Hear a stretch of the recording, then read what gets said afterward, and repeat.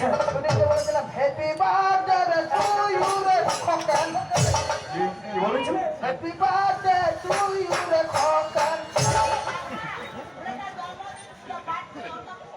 ও OLA তোর cake খাইলে তোর পুরা ইলা কেক খাদা জেনার বদল করে সিঙ্গারিলা।